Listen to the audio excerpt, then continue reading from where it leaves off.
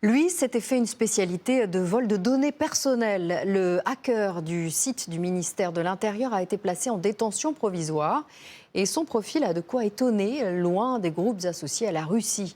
Habitant du Limousin, il illustre en réalité cette nouvelle génération de pirates informatiques qui ont fait exploser les vols de données sur Internet. C'est l'enquête du 20h, signée Emmanuel Binet, Elena Despaturo et Georges Brunier. L'une des institutions les plus sécurisées de notre territoire, piratée. Au total, une dizaine de fiches confidentielles de personnes condamnées ou recherchées est dérobée. Une attaque qualifiée de grave par le ministre de l'Intérieur.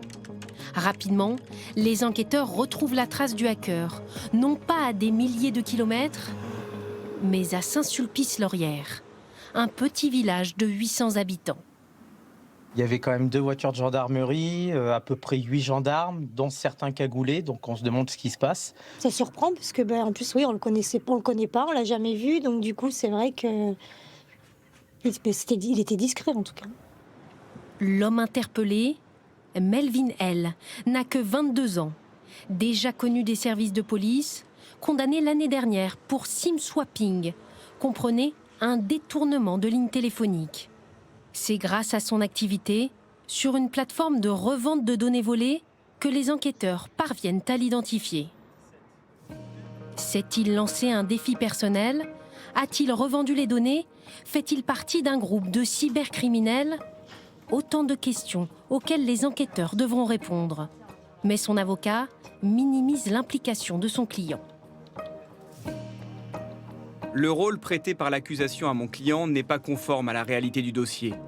Mon client conteste ses charges et s'expliquera devant le juge d'instruction. Placé en détention provisoire, il risque jusqu'à 10 ans d'emprisonnement, notamment pour association de malfaiteurs. Partout en France, ces cyberattaques se multiplient. L'année dernière, 5630 affaires de vol de données ont été enregistrées, 20% de plus qu'en 2023. À la manœuvre depuis plusieurs années, de très jeunes pirates, certains encore adolescents.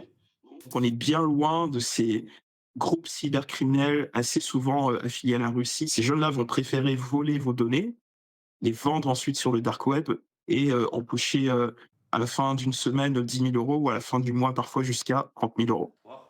Des données précieuses, revendues à prix d'or sur un marché noir en ligne. Lui assure ne pas avoir gagné d'argent. Exceptionnellement, ce hacker repenti a accepté de témoigner. Sébastien Raoult s'est introduit illégalement dans les bases de données de multinationales. Parmi ses victimes, Microsoft, les supermarchés Walmart ou encore les studios Warner Bros. Sous mandat d'arrêt émis par le FBI, il est arrêté lors de vacances au Maroc. On est 10 dans une petite cellule, des fois plus. Il y a des cafards partout, il y a des rats. Je voulais juste partir de là-bas. Extradé vers les États-Unis, il y a été condamné. 3 ans de prison, 4,5 millions d'euros d'amende qu'il n'a pas encore remboursé. De retour en France, l'ancien hacker veut alerter les plus jeunes. Il faut penser que derrière, il y a des conséquences. Ça peut finir très mal. Tu peux aller en prison, etc.